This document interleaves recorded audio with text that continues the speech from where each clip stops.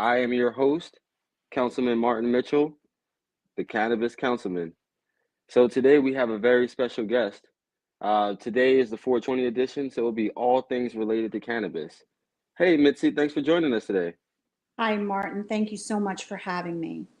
Yes, absolutely. So, I was connected to you through a mutual friend in the cannabis ecosystem.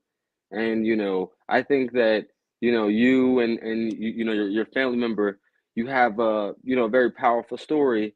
And, I just wanted to give you a chance to briefly tell your story and introduce yourself to the viewers. And then we'll hop in and, delve into the situation. Okay.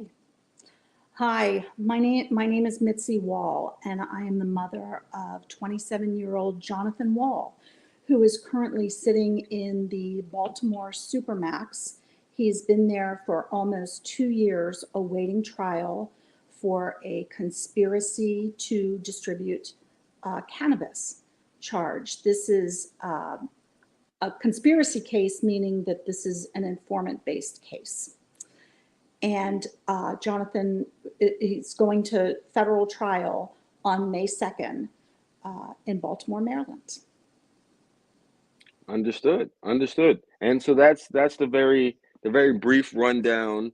And for me, someone who is an advocate, and a patient, and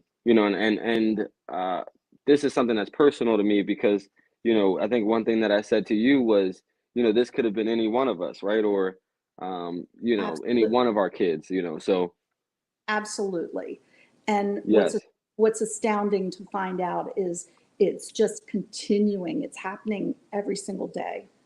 People, sure, we have cannabis now legal in 37 states, and people are still going to trial and being sent to prison for lengthy sentences regarding cannabis. sure, sure. And so it's outdated. I wouldn't even say outdated because I would say that prohibition, shouldn't have happened in the first place. Um, you know, and the thought is like we passed bills in Maryland related to cannabis. I think that there's some positives in that bill. I think that there were some things that we could have went further on, and especially related to people in jail or prison on cannabis related offenses. Um, I definitely think we could have went further there. Um, but the thought is as a state of Maryland, legalization is going to be on the ballot in this November election. With that being said, I am in the mind space just like a lot of other people's, and the polls have shown that there's going to be a majority of people that are supportive of legalization for responsible adult use. We already have medical program and to some extent decrim, um, but that the legal market is going to open up. So the thought is for people to be still going to trial after this, overwhelmingly passed the House and the Senate, and there's overwhelming support for people to still be, going to court over this is crazy. That's why, one thing I'll say, I do applaud the Baltimore City State's attorney for, trying to further deprioritize, cannabis as far as like what is taken to court and what's not taken to court. One of the things that I would say in your case, and just looking at the Maryland law, is anything over possession of an ounce and a half would then like it's a little bit of gray area where it's ounce and a half to I think 2 ounces. So it says like no less or no more. I think is the language than 2 ounces. So my understanding is anything over that 2 ounce amount, they would try to then hit you with a PWI, possession with intent to distribute, which is of course uh, BS. I think now they lowered it to a misdemeanor, which is like I think $500 and up to 3 years. I don't believe that you should receive any jail or prison time for selling cannabis legal or illegal. And that's that's just my personal opinion. And I think that of course it should be the will of the legislators, but we know that the criminal justice system is a business. Martin, I couldn't agree with you more. right, wrong, or indifferent, there are 40,000 people in prison right now between state and federal prison serving horrific sentences. It's unconscionable. In the city of Baltimore, there were 338 murders last year. 80 of those cases have been closed. So the other 222, it astounds me that they're not being prosecuted. That a marijuana case is, people are, the AUSA and the federal government is spending tax dollars on prosecuting a marijuana case when there have already been 88 murders to date this year in 2022 in the city of Baltimore. So it's just unconscionable. It's most the I think 70% of Americans right now believe that there should be some sort of recreational medical marijuana. 37 states have passed it. Why are we prosecuting people? Why have we not let the people that are already in prison out? It's just shocking. It's I shocking that the government continues on with these prosecutions. Even no, more so, I agree. Martin, even more so for me, I just find it difficult to believe that you can drive from Baltimore, you can drive 40 miles and you can buy marijuana from dispensaries from some of the largest corporations in the country, and it's illegal 30 miles away. In Jonathon's case, he was not ever arrested. This is a conspiracy case. He was Sure. living in California. People in Maryland were arrested, and so it's an informant-based case. So And a lot of those cases, in the instance of the informant, they are being coerced almost to an extent because they're facing some type of scrutiny or charges. So they've taken plea agreements that give sure. time off of their sentence to put someone else away. And what will really be shocking for people out there to learn, because I didn't know these laws existed. I didn't know that with a cannabis conviction of of specific amounts of cannabis, that there are mandatory minimum prison sentences. In Yeah. Jonathan's case, he is facing a 10-year mandatory minimum with up to life in prison without parole for a first-time offense, nonviolent cannabis charge. Yeah, I mean, I think that that is absolutely ludicrous. And, I think you and I spoke. So I talked about, before I became a medical patient, obviously, I was a recreational therapeutic user. And, the thought is, I have seen the shift of like where we are in society. Right? So I have seen over the past few years, aunts, uncles, grandparents that I never thought, would venture into CBD or cannabis, have given it a try, and many of them have seen positive benefits. So to think that, there's somebody sitting there on, as you said, federal tax dollars, you know, that is insane. With 37 states that have went recreational or medicinal, and you also brought out another key point. 70 almost about 70% of Americans are supportive of medicinal or recreational use, and that number goes even higher when you throw in the talk of expungements, and resentencing for individuals who have been affected by particularly the war on drugs in relation to cannabis. um, and you brought up another great hitter: mandatory minimums, right? So mandatory minimums, we know, are discriminatory. Like if there was like the first few things that I would do, it would be get rid of mandatory minimums. Uh, it would be get rid of cash bail. We know that all these things are, for one, discriminatory.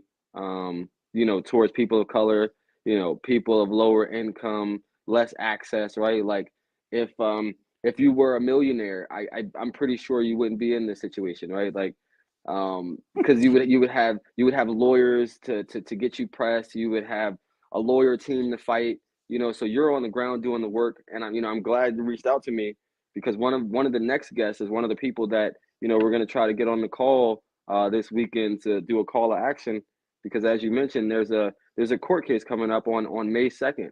Um, and for many of my Prince Georgians, one of the people leading this case will be our former Prince George's County Council chair, uh, Delegate Eric Barron.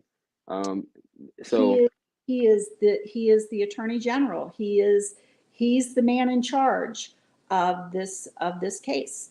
AUSA, one of his AUSA, uh, Christopher Romano, is the gentleman prosecuting the case, but Eric is his boss. mhm. I mean, I have a lot of respect for Eric. I don't know Christopher. I have a lot of respect for Eric. I think that he's a fair person.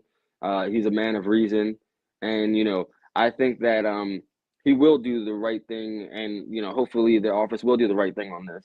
I Um, hope and so. the thought is, I hope so. My biggest concern, Martin, is this mandatory minimum. mhm. I had no idea the juries are not allowed to know what the penalties are. Jurors cannot, it cannot be mentioned in court that the penalty for this charge is a 10-year mandatory sentence. Wait, so are you saying that they don't know like so I was under the impression that when they go into that back room and they start making the decisions, someone lays out to them if there are mandatory minimums on the books, what the penalties carry. I wasn't aware that they have no idea of No, the years that these charges can carry. and they're not allowed to be told by either the Mm, judge or the defense attorney. It's again they cannot do that. They are only Their job is tasked with deciding whether a person is guilty or not guilty. They have understood. no idea what the penalty phases are. Hmm, It could be, as far as they know, it could be $1,000 fine. What's shocking, and that's what's shocking to me, Martin, that sure. one of many things that are shocking. And after talking to many people, well, when this all came about, I tried very hard, obviously, to educate myself on what this charge is, what the mandatory minimums are, who, what are we facing, what are we up against. And I reached out to many different groups, and I stumbled upon a group called freedomgrow.org, and Sure. they do prison outreach to cannabis prisoners, and I am now on their on advisory board member with Freedom Grow. And one of the things that I do is I talk to prisoners on a daily basis in prison via core links, That's and awesome. and and their stories are just unbelievable. And specifically, many of the stories revolve around people on juries. If the person did go to trial, they would have jurors come back to their family members later and say, if I had only known what the penalty was, we would have never sent you away. It particularly, the cases, you have so many cases of people languishing in prison for on 30 and 40-year sentences because at 18 years old they were picked up smoking a joint. At 22 years old they were picked up smoking a joint. 3 Yeah. years, 24 years old, they're picked up for an ounce of pot. That's And three strikes, you're out. The yes. the the drug laws for three strikes, you're out. Um, it, it, 24 years old, I can't tell you how many people are serving 30 and 40-year sentences for that minimal of amount of marijuana because of three strikes, you're out. So there are different components The to, three strikes law yeah, failed, there, failed law, there are because different, as you said, yeah, yes, that's there are disgusting. different components to first-time offenders versus, other offenders. And it's heartbreaking to hear their stories. This is not Jonathon. This is 40,000 people right now, 2,700 specifically in federal prison, and the majority of these people have come from marginalized communities. They had public defenders. They were told to plea or they would get longer sentences, and it's I have to tell you, I feel a lot of that. I feel a tremendous amount of outrage and feel that it had to become my job to help advocate for them. So, in addition to my own son. So I'm hoping that by meeting people like you and having other groups, advocacy groups, to help fight along with us, that we can help get a lot of these people released. And we had a promise from Joe Biden and from President Biden and from Vice President Harris that they would pardon all nonviolent cannabis offenders. Where are you? Where are you, Mr. President? You made a promise. We believed you. We voted for you. And, these prisoners have been depending on you. And well, they're probably waiting for the week of election to do these pardons as a press stunt. No, I'm just kidding. I'm just kidding. But we have our eyes on Biden and Kamala, because at the end of the day, they did make these promises, and they can pardon or legalize it with the stroke of a pen, right? So he can grant clemency today by a stroke of a pen to all cannabis inmates. And it should happen, right? Because as you said, there's billions and millions being made by mainly white corporations, who have benefited the most, from criminalizing, marijuana and drugs.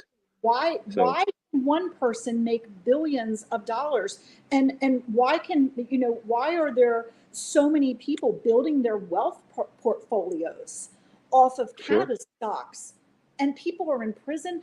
It doesn't make sense. It's hard to understand. Like, when you can't understand an issue that seems pretty, simple. Maybe not simple is the wrong word, but when things don't make sense in a way such as this, you just cannot. But it's hard to believe that the federal government does this to people, where one group is treated one way, another group is treated another way. And sometimes they can be 20 miles apart. Yes. It just doesn't make sense. And I would like to call on those people that are making millions, the Snoop Dogs, the Gwyneth Paltrows, the Martha Stewarts, the Willie Nelsons. These people are making millions and millions of dollars. Go to your congressman. Write letters. Tell them that this is wrong. Employ these people when they get out of prison. Make second chance, right? Make your. You're making a lot of. You're making billions, and I'd like to see them. I'd like to see some real social justice reform programs come out of these large companies, and I think people should hold them accountable as well. Not only hold our politicians accountable, but hold these companies and these stars and Beyonce and Jay-Z. Everybody's hopping on the cannabis bandwagon. Everybody and their mom, because they realize that cannabis is the biggest cash crop, legal or illegal. Mm-hmm. Yes. Mm-hmm. I agree with you. We have to implore them to actually be advocates and not just make money, right? So maybe some of them are, but I sure would like to. I would love to see it. And me too, Ms. Wall. And before I get you out of here, just a few quick questions for you. Absolutely. Pepsi or Coke? Coke. What is Jonathan's favorite sports team, if you had one? Oh, mm, the cheese. Wisconsin. What's the football team? Oh, the Green The Bay Packers. Green Bay Packers. Yes. Okay. And the last question I would ask you is, I saw I saw you were collecting petitions on change.com. So I definitely want you to mention that, but also mention how people can stay connected with you. I also found the Instagram a few days ago. So the thought is definitely tune in, because I'm going to give information on the website on how you can become involved with this coalition to advocate and raise awareness around this issue. But Ms. Wall, just tell the viewers now how they can stay connected and Absolutely. You can follow. You can cut. What we really would like to have is court support in Baltimore at the courthouse on May 2nd. If you can come, please come out and show your support for Jonathan. He we don't know how long the trial is going to last, but it starts on May 2nd, 8 a.m. We expect it to go through possibly the 9th. You can go to change.org and pull up Jonathon Wall's petition and sign it. You can go to freedomgrow.org and learn more about our prison advocacy programs. And I thank you for having me, Martin. It was a pleasure. I'm appreciative. yes, no problem, Miss Wall, and we're Sorry, going to continue. I'm sorry. There's a hashtag free Jonathon Wall.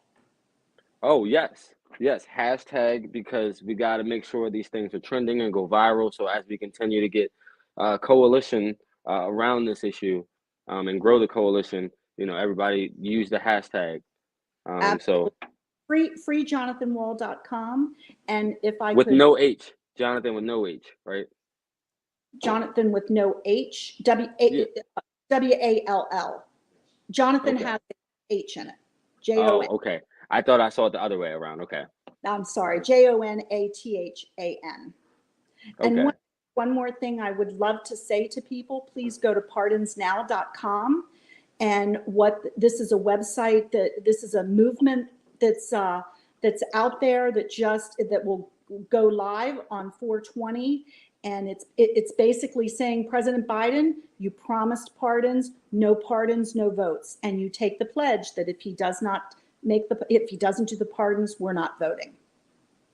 I love it. I love it. Let's get it to 25. Let's pack this courthouse out, and let's get as much awareness from the people and from the media around this case as it develops. Martin, thank you. I'm very grateful.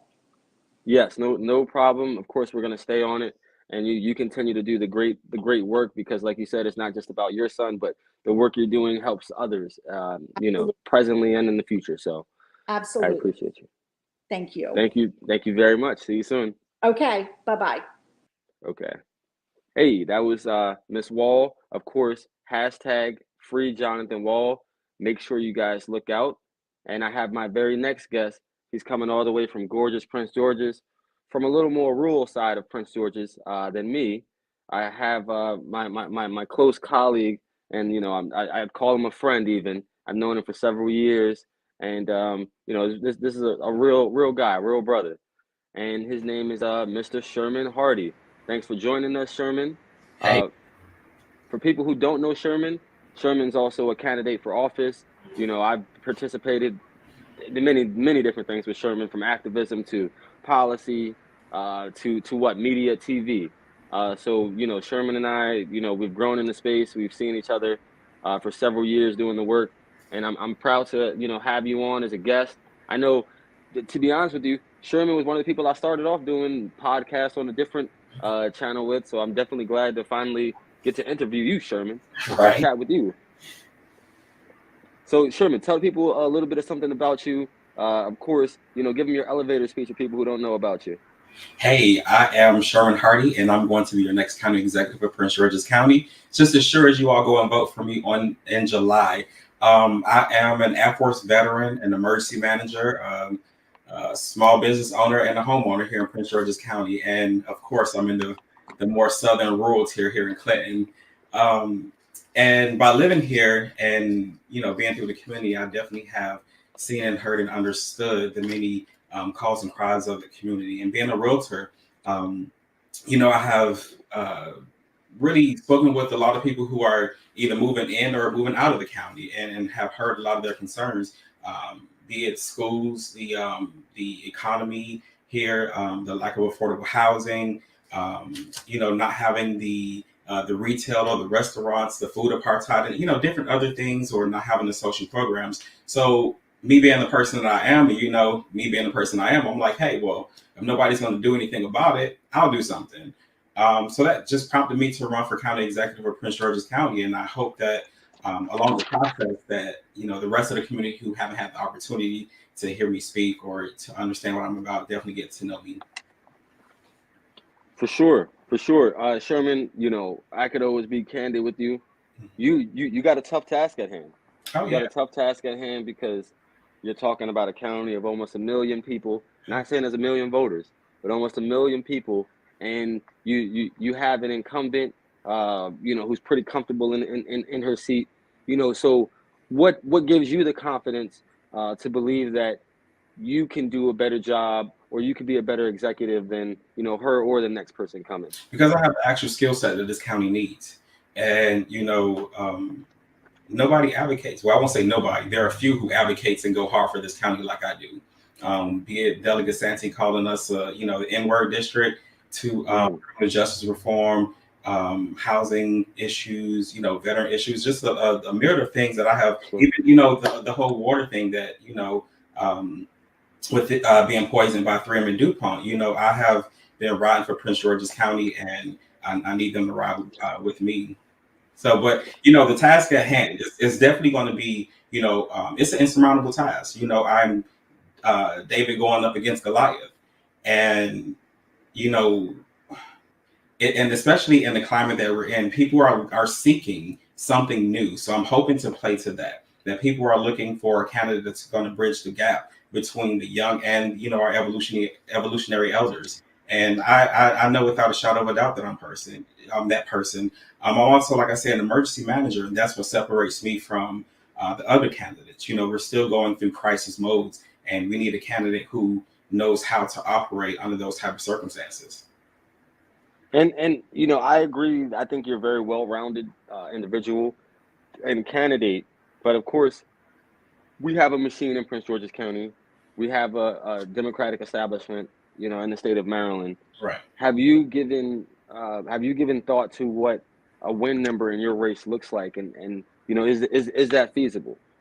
Because the thought is like, I know you have to map out your win number based on the number of voters and everything. So have you been able to map out a win number, even though it's a tall task? Because I thought you have to visualize things. Yeah. And if so, what does that look like? I'm sorry. No. And my second part of the question is, what would a win number for you look like in a matter of numbers based on how many people or the county we live in? Oh, I want to win by like 200,000 votes. Okay. Realistically speaking, I do understand, like I say, what I'm going up against. But the point is, does that mean that we don't? You understand what I'm saying? Just because of course, you understand that a task is like really hard. That's what life is about. Life is about hard choices and decisions. And, the people does need someone in democracy. We should never let, things go unchallenged, especially when there has been a lot of missteps. And there has been certainly like a myriad of missteps in this current administration. We spent $20 million on the Green family, for Michael Green, and then we also paid $24 million for a lawsuit for discrimination within the police department. They defended and upheld racism, discrimination, sexual harassment, all type of stuff in the police department. We were mishandling COVID and so many other things. So I'm hoping that people understand that we can do better, and we have to stop accepting less than. It wasn't until most recently where they really started, trying to seek out a lot of the funds to, finish, projects that we've been talking about for many years. During our downtime, the roadways were not the best. Whether it was in the wintertime, it came to snow removal, or and that's really troublesome for like emergency responders. You understand? We need to have those roads clear. Or where there was a trash situation, we need a county executive that's going to be there about all the issues and make sure that we leave no stone turned left over. Yes. And Sherman, you want a fully elected school board, just like Angela promised. Yeah. But yeah, there was a bill that passed. So we will have a fully elected school board. I didn't see what year that goes into effect. And you saw, of course, the board of ethics that was holding these school board members hostage, the progressive bloc. A lot of them resigned en masse. So, another questionable exit for some Prince George's County admin. One of the things I will say, Sherman, is we can talk about the botches with the COVID response. We can talk about not going back to what is it, 2-a-day pickup, changing it, not going back to 2-a-day pickup. We could talk about the issues with schools, buses, what the police department, class action lawsuits, whatever it might be. We can talk about the police accountability board and that being watered down and everything else like that. Sure. And so the one critical question I would ask, and this is you being objective, because I know that you're one of the most critical people, and honestly, I listen for information and then do for my further research. But you definitely are pretty critical, and sometimes get me hip to things that are happening. What are some positives or some things to take away that Angela has done, right? So to say that you did keep this promise, or you've done this right. Because the thought is, I like to throw in some good with some bad, and you know what I mean. Like we need to give everybody. How would you say? I said you never want to tear nobody down without building them back up. No, exactly. And to be fair, to say like, hey, these are some things I think you do great. These are some things that need work or need improvement. And of course, this is subjective because somebody different might think something different. So being critical and objective. What is a campaign what is a campaign promise or something that she stood on and she's doing well? Because of course she's up for re-election. So I'm just curious of that because I want to know where the wins are, and in my opinion. Well, she didn't steal any money and try to hide it. Okay. Okay, Sherman. I'll take that. Didn't steal. I'll take that. Okay. That's a fair one. That's a fair one, Sherman.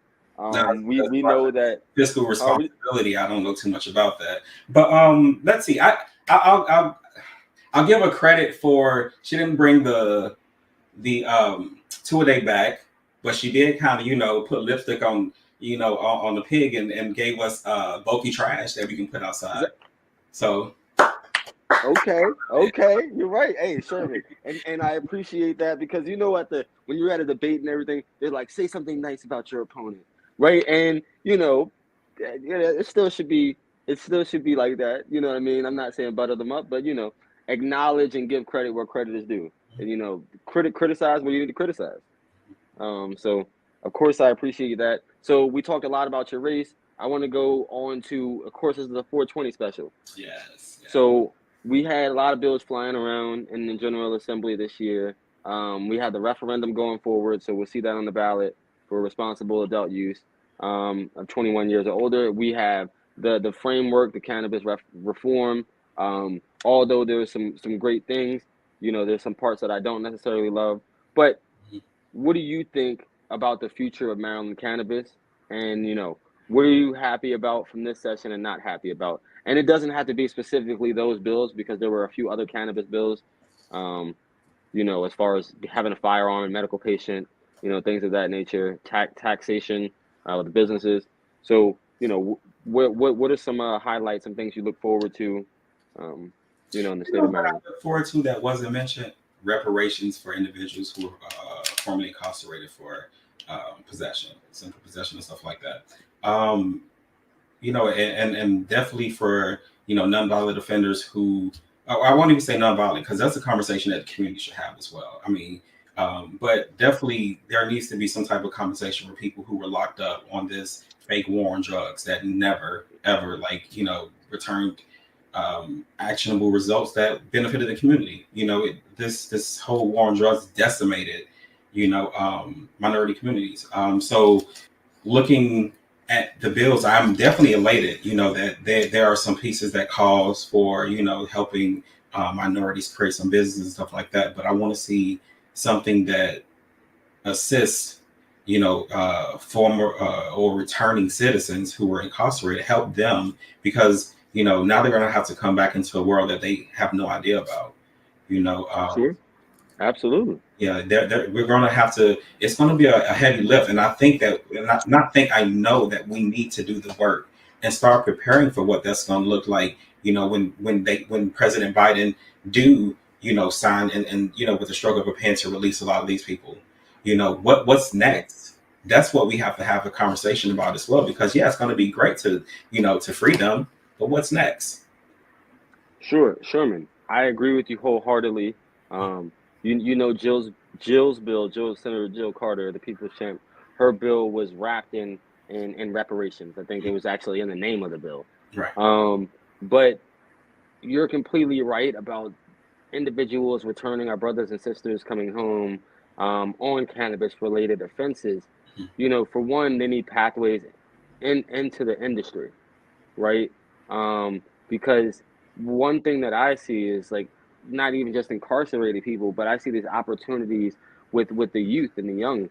I would do more future farmers programs as well because the thought is like, hey, all of these people might not want to go to a traditional liberal arts college, but some of them might want to become farmers, right? Cultivators. And the thought is, it's a $1 billion industry. It's with legal markets are still opening up. So the thought is like we haven't seen the explosion that's going to happen in a lot of these states. We've seen, the industry be whiter than white, especially in these very top down corporations. Right. We see the people at the top, be non-color. We see somewhat people at the bottom be of color. But also I want to see in all of those industries that they have returning citizens, involved in their business. Right. Because the thought is like, that's the reparations piece. So not just involved in their business from being able to be a staff member, but also making sure that they have the funding and network and education to get all their licensing, right? Because let's just say someone returning, they might have all the know-how and nomenclature around cannabis, but they might not know how to fill out certain paperworks and find partners. So these are these But business even that, incubators that we can. we Huh? have to, and of course, like the component also in federally, because I know the states are doing a pretty good job of saying, they're going to try to remove like the criminal history pass part behind it. But, for a lot of the felonies, that some people got, it will prevent them from getting a lot of the social services as well, or some of the grants and things that will be able to help, to start these businesses. So it's a quite a few things that we should look into. But also something else that I semi was in love with was the whole growing part because I like to grow, and the fact that they're saying you can only have 3 plants. Well, I hope. I thought it was 2. You made it longer. I thought it was 2. I gave the people an extra one, Yeah. but no, but that makes your it plans. worse because right now you mess it up. What I can have going on because I have a half an acre of land out here in the country. Right. But honestly, if I did decide to grow, like, why are you limiting me? Is it because you're afraid that I'm gonna compete against these bigger businesses? That's what the USDA has done for years. What they've picked and choose, winners and losers, and you see that Black farmers were the losers. So am I going to be next? It's no different than me carrying poppies or foxglove. These are poisonous, but I can still grow them in my backyard. They're definitely herbs and they're medicine. You can use them, but I mean, so why can't I grow the amount that I want to grow? And especially my medication. Sherman, I didn't even think about it because when I was thinking about this bill, I was thinking in terms of inside of the house. Mm-hmm. But you, as someone who has land, you could grow bundles right there at the property. And so you're still held to the same 2 plant limit, even though you're not growing it indoors. Wow. And you're stifling my growth. I could be a small business owner, a small farmer. Well, the thought is not even just in the space of cannabis. The states, United States is behind on hemp production understanding the different benefits of hemp, right? The thought is like I've seen some recent articles about new hemp crate being certified for use in the U.S. That's going to be huge. One, at a lower cost. Two, more sustainable. And then three, more environmentally friendly. You know what I mean? Like, so it's like really can't beat that. And the thought is there's several uses in which we still haven't discovered, for hemp. Right, right.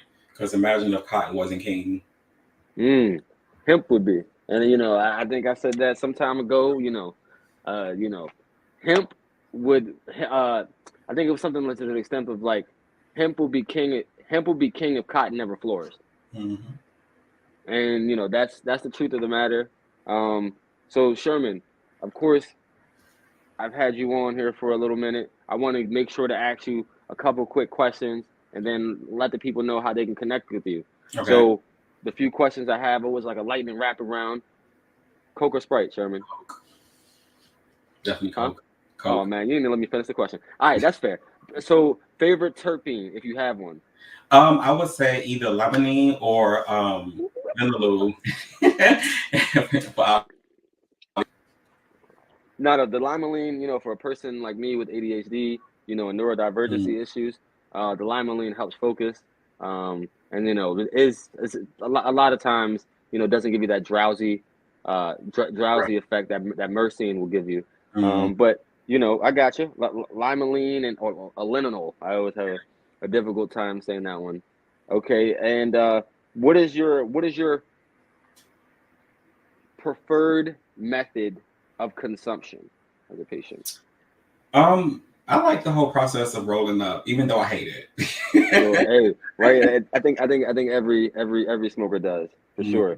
Mhm. But some part of it's therapeutic, right? So some part of it is like you rolling up, like, whoof, I'm about to release this stress from the day off my shoulders, right? Like that's what you're thinking as you're rolling up, right? So But I also, because I also mix different herbs inside of my, joint sometimes, for medicinal reasons, I do prefer that, but I can also, mix it with tinctures and oils and, different kind of things. But, you know, um, I do smoke it because, it helps out, clean out my system and, so yeah. Well, Sherman, next time I have you on here, we'll talk more about those other herbs and sea moss and all those other holistic medicines that Black people should know more about, right? And Sherman, tell people how they can stay connected with you, your website, your socials, any events you might have coming up. Yeah, so I can be reached at Hardy, the number 4pg.com. And all my handles are the same thing, Hardy 4PG. And you can catch me at Jova Wellness. I'll be there on the 20th for the 420, for 420 meet and greet. And I will be at Sloth Wellness in Fort Washington a little later that evening with you for an event there. Yeah. Oh, whoa, whoa, whoa, don't tell the people yet. Don't tell them yet. Oh, But yeah, yeah, no. we're gonna be at Slow. I'm We're gonna be at Slow. We're gonna be at Slow. Don't worry about it. We're gonna be at Slow. I'm sorry. Yes. And hopefully you join us for the Gary event next Friday, day before National Cannabis Festival if you're available. No pressure, but we're Oh, gonna we're gonna have a good time. yeah, yeah, absolutely. Okay, Sherman, I appreciate you. Good luck to you in your race. And if you don't follow Sherman, definitely follow the young man. He's working hard. Someone that I value, and I would be remiss if I didn't say that he was a real one, and he's a true friend, and he is in it for the right reasons. He's not in it for gain or for a power grab. So give this young man a check out. And I look forward to seeing you again, Sherman. Thank you very much. Blessings. Okay, that was Sherman Hardy, county executive candidate, veteran, advocate, and just all around great guy. So check him out. I have my final guest for today coming coming all the way. I believe he's at least from Southern Maryland, or at least um, in one of his business locations are in Southern Maryland because he has multiple serial entrepreneur. Of course, this is the 420 special, so it's still things related to cannabis.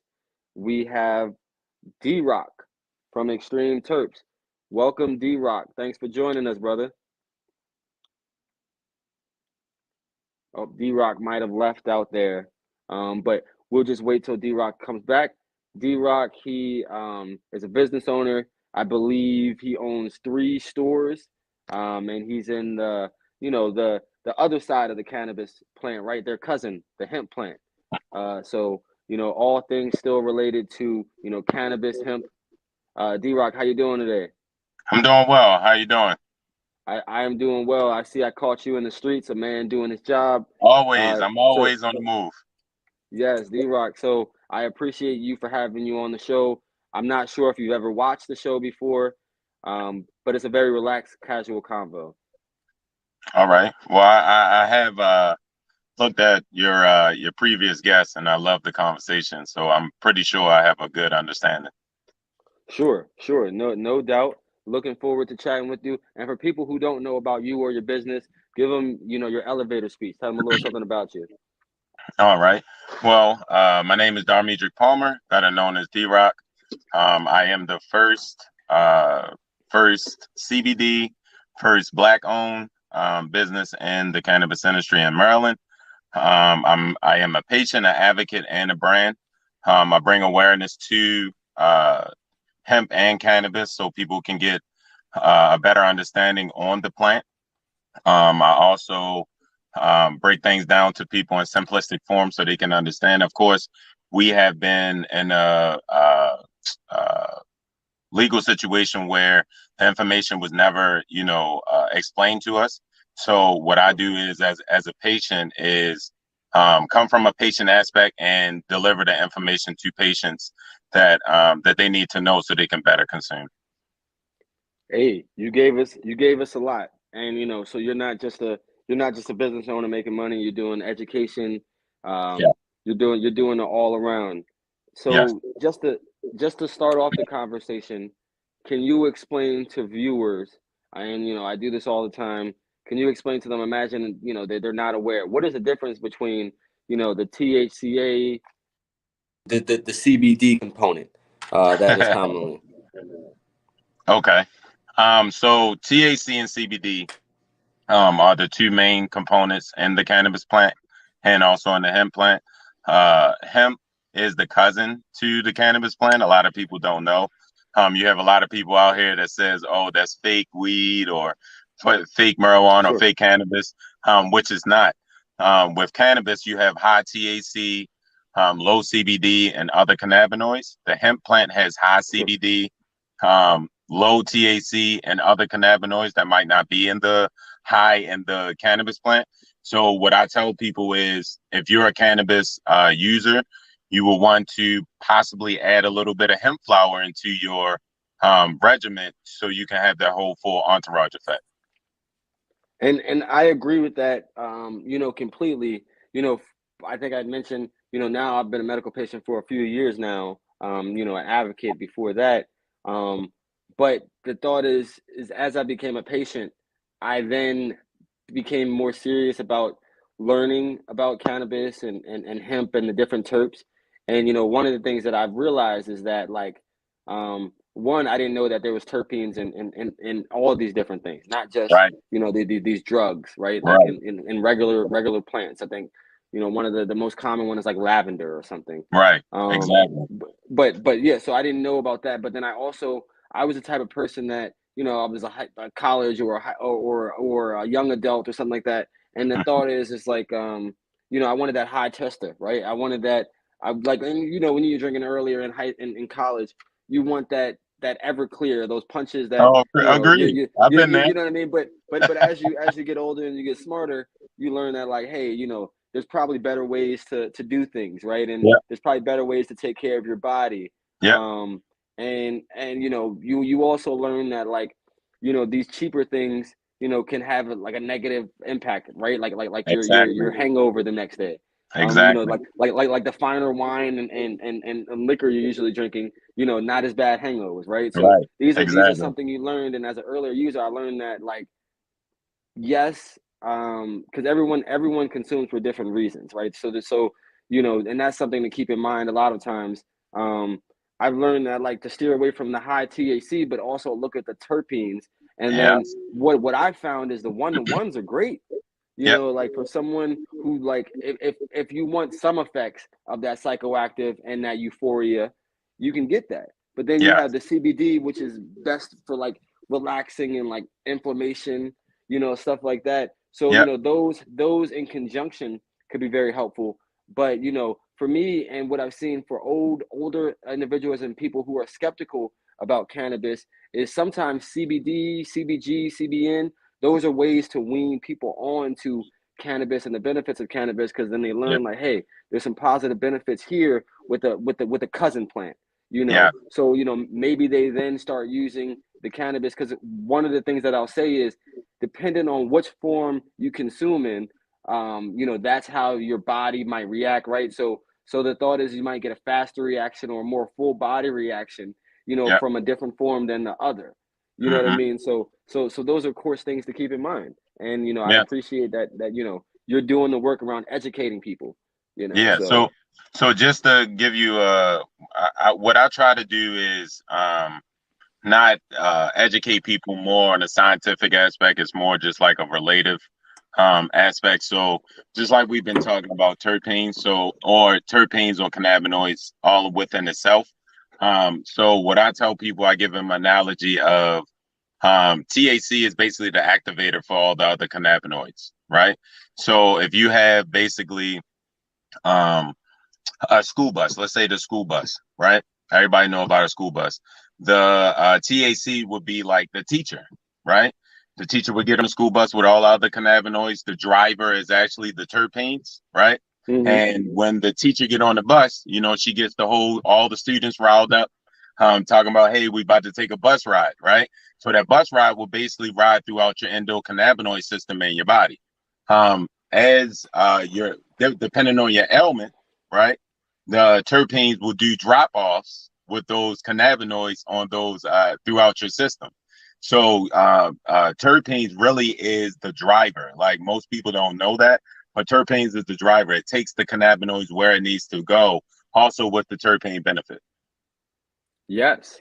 And you know, so you being in the space, one of the things that I had found with CBD and THC products was just over the last decade, and especially earlier than, I'd say in the last 10 years for sure, I've seen it Mhm. used more in sports.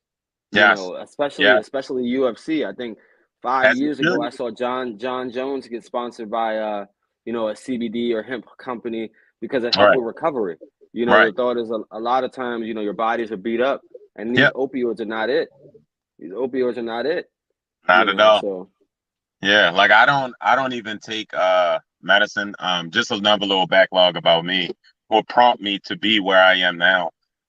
My patient aspect, I got hit by a car knocked 20 feet in the air off a pedal bike and totaled the windshield of a woo, car. So by the grace of God, I'm still here, but I yes, suffer sir. from back spasms and muscle convulsions.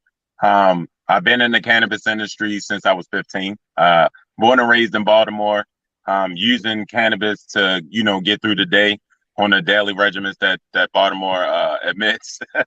But Of after course, of the course. accident, that's when I actually realized the medicinal value. When I actually would consume, the pain will go away. I can, you know, react and move around like a normal person. But when it actually fades away, that's when my spasm would, you know, would come back. So I was fortunate to have colleagues in the cannabis industry in different states. So I actually been to California, been to Washington, been to Denver, been to Boston, been to Michigan, been to Detroit, on the journey of finding out the true education about, you know, cannabis. So I actually was a judge at the High Times Cups. When I Nice. actually went to the High Times Cups, of course, California is king of cannabis. Um, at the time, this was probably about 10 years ago. So I actually wanted to communicate with the growers. The growers there, a lot of people don't know, but it's generational growers that's there. And to me, I actually wanted to go to the source to find out what cannabis was all about. So once I learned about terpenes and went through different grow sites, and they actually were open to educating me because I was a patient, I found out about the endocannabinoid system. And when I learned about the endocannabinoid system, it was over. Like all the information that they told us through the news that it was, you know, reefer madness and it was terrible, Sure. it'd kill you. There's still no records of deaths from cannabis. Yeah. So as my journey, I actually went to a farm in Denver where they were growing hemp. That's when I got introduced to CBD isolate. I was kind of leery about the isolate at the time because isolate looked like it was crystals. So where Yeah, I'm it from, looked like almost a crack rod or something. yeah. I get you. I get you. So when I got introduced to it, I was a little bit, leery about it. But I had an episode in Denver, and when I was consuming, it was working. The cannabis was working, but it was actually coming back. And I don't know if it had anything to do with the altitude in Denver, but someone told me to crush the isolate up and sprinkle it into one of my joints. And then it took me about 2 hours to really get convinced. But I sprinkled it into one of my pre-rolls. And when I did that, bro, it was over. Like the next Understood. day, I was actually calm. I was actually able to sleep. The next day, I didn't Wow. wake up with no pain, no stiffness. Usually, I would have to get out of the bed and stretch and do my normal regimen. But I actually was excited. So I went back, talked to the grower or the person that actually supplied it to me, and he gave me a nice little um, quantity, and I actually used it, and I actually was fortunate to go to DC and be on the front line of legalization. So when they actually was advocating for THC, I was the only black sheep that was actually talking about CBD and the benefits of CBD, cannabinoids and terpenes, and people wasn't trying to hear it.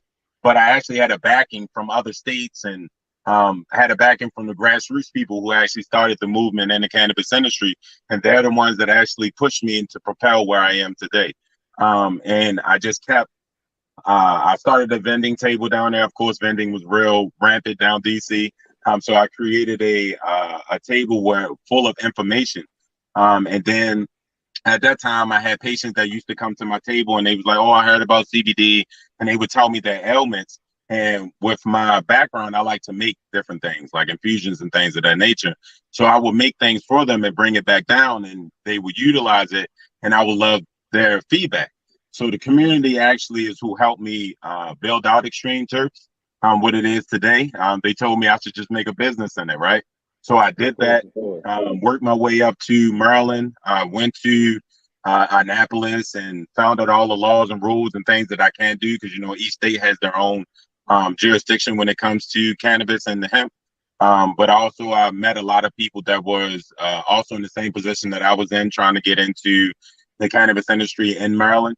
But I was well accepted, and I made sure that I touched every aspect of cannabis in Maryland, shook a lot of people's hands, politicians, things of that nature, even though I didn't like the politician lane at the time. But I know I had to dive deep in all aspects of cannabis in order to be successful in this industry. And I wouldn't meet people like you, right? So I actually I'm passionate about this industry. I'm passionate about what I do, of course, coming as a patient first. But yeah, I'm always going to push the agenda, especially being a black face in the industry. I've noticed that if I'm in the industry and someone looks at me and wants to get in the industry, they can look at someone that looks similar to them. So that's what actually drives me to continue to go on, because I love to help people. I love bringing and turning the smile upside down. Yes, sir. Well, I mean, I appreciate your passion. I appreciate what you do. And of course, fighting for hemp and CBD because, you know, I've told people that, you know, cannabis, and this we include in hemp in that bundle. Agreed. Cannabis and hemp are the biggest cash crops, legal or illegal. Yes. Yes. And the reason being, I think hemp is going to go even further if we open up because of the multiple uses of hemp and how it saves us money. 35,000 uses. 35,000 uses. Before it Exactly. became illegal, everything had some type of hemp in it. Exactly. So that's just something to keep in mind. Because I do want to see, hemp production flourish in the state of Maryland. Even more so than it is now. So I Well, think just that we letting you have know, just to piggyback, I didn't mean to cut you off, but I am in agriculture and I am a farmer. So we do have a plot of land that we that we actually got granted this year with my team, because I'm big on going from seed to sale, basically full control of my grow, my production, and also my sales. So I don't want anybody really to Ooh, I have love any it. speculation of what could be in it. So if I'm actually Sure. growing it from seed to sale, I know everything that has been done to the plant all the way to the production and stores. Okay, hey D-Rock, I'm about to talk to you about a future farmers program to get some kids out there farming. You Let's know, go it. Let's do it. I'm all about the community. I'm all about outreach. I had, like, again, being a Baltimore resident, I seen that there wasn't a lot of outreach when I was actually growing up. There was, but of course, over the time, those avenues got shut down. So I'm big on opening up those Big Brother programs, for sure, the for sure. farmer programs, actually being a community Urban like we garden, used to urban. be. Yes, urban garden. We also going to be growing natural crops, organic crops, For sure. and actually really pushing the agenda of being organic. Well, I hope you connect with the gentleman I had on earlier, my friend Sherman Hardy, because Yes. he's a patient and he also grows and just a wealth of knowledge. So I hope you connect with him. And he lives in that Southern Maryland area. Yeah. And where are your locations? Where are your locations? Because I know there's a Maryland, there's DC. What locations are you overseeing now? I have a couple of partnerships. I'm connected with the corner store in Maryland with Relief Dispensary. I'm also connected with Sage Light Wellness, which is out Columbia. I have a couple Oh other man, stores that, I'm yeah, going to Sage Light tomorrow. Tomorrow they having a Sage acupuncture Light event. is They're awesome. having an acupuncture event. Yeah, you should go. That was actually Yeah. the first place that I actually got acupuncture. I was a little bit Sure. nervous about it because, of course, I have back Sure. issues. But Hmm. once I got it, I'm telling you, it's a game It's changer. life It's changing. It's definitely a life game changing. All right. Respect. changer. Respect. Just like a good chiropractor, right? Just like a good Agreed. chiropractor. I'm just thinking about it now. Well, I So haven't even got there. I ain't jumped that hurdle of chiropractic because I don't want to be hey, twisted and. well, hey, But hey, maybe one day, right? Maybe one day. yeah, yeah, So a few quick questions before I get you out of here. Pepsi or yes. Coke? Neither one. I'm alkaline water, brother. Okay, hey, absolutely. Let's keep it fresh. Favorite strand. uh, whoo, favorite strain. I know that's I a would toughie. say Blue Dream. Oh, that's a quality. Quality Yeah, pretty I'm common in all my about opinion. the indigenous plants, even green crack. I'm big on all the indigenous plants. Like, there's nothing wrong with these plants that's out here now. But to me, they're crossed too much to really understand the cannabinoid level or origin where it came from. Mm. Okay, you talking about bring me that OG. Bring me them OG Yes, sir. strands. All Yes, right. sir. Favorite terpene. Favorite terpene is limonene and also myrcene. I need myrcene for the relaxation of my ailment. Absolutely. Best state in the US for cannabis. And when I say best, quality, not the fact that it's open, in your opinion. Because I'll tell you where somebody else told me. And I'll tell you my opinion so far. But what's your opinion on that? I would say West Coast. The West Coast? The Okay. Yeah, the triangle. A lot of them are still well ahead of a lot of growers that's in the state that just started out. So they actually know the scientific aspect of how to properly grow the plant. Okay. See, my friend said Maine. He said You Maine think had some of the on the Maine East and Coast, I would say that, yes. on the East Coast. See, I was talking all US. I would say the best place that I visited so far is Oklahoma. For Um, real? I haven't been there yet. yes, yes. But there's gonna be other places. Colorado was great. Yeah, yeah, they're awesome. California. I don't think I had tried out, but of course we all know about Colorado. Um, Yeah. but yes. And so the last thing I'll ask you is how can people stay connected with you? Give them your handles, your website, whatever else you want to say. Okay. If you have any events coming up, any events you're participating in, or anything like that. Yeah, my website is www.extremeterpscbd.com. Of course, you can follow me on Facebook, which is at Extreme Terpz. You can follow me on IG, which is extreme_Terpz. And you can also follow me on Twitter at Extreme Terpz. I just make sure that I put my hands on every aspect to try to get this awareness out. But I do have a couple of events coming up. I am going to be at the Smoke Fest, which is going to be in Baltimore. I'm also have a 420 event celebrating one of my brother's birthday, but also it's on 420, so we're going to actually celebrate 420 and his birth. And then I have a couple other events coming up within the next couple weeks. So this is, of course, Cannabis Month. So I'm really excited. Last year I was not able to do it because I tore my Achilles actually on the 18th of April. So I was really discouraged last year, but this year I'm coming full throttle and, bringing on awareness that I was supposed to bring last year. Man, you got a lot going on. I look forward to checking out these events. Everybody, do yourself a favor. Go check out this good brother. Go check out his store. And I look forward to connecting with you hopefully next week. I know we'll talk more about that later in the week, but I hope to see you as a vendor. But I haven't made that announcement officially, so I'm teasing people with the information. But yeah, I definitely want to link with you because I want to create change. Like there's of course there has been, like, I heard you communicating with the other guests, but I'm all about change. I don't mind putting my foot to the ground. That's how I started. You heard about that one, right? I said we're gonna get people to show up to the courthouse in Baltimore City on May 2nd. I heard about show that. Support for this 10 to life for some cannabis. Yes. It shouldn't be the way that it is right now. Too many people, like you said, and he's white, right? So it affects all people. Yeah, it's true. Right. That was the face, right? It affects all people. It's not just black people. It affects all people. Right. The plant shouldn't have handcuffs on it anyway. It never should have been. The plant shouldn't have handcuffs. I love it. Free the plant. I appreciate you. Free the people. Exactly. I appreciate you, D-Rock. We could talk about this all day. Of course, sir. I will see you soon. Continue to do the great work and, continue to thrive, brother. Yes, sir. I appreciate you. Yes, sir. Talk to you soon. Everybody, happy 420. See you soon. People of Republic.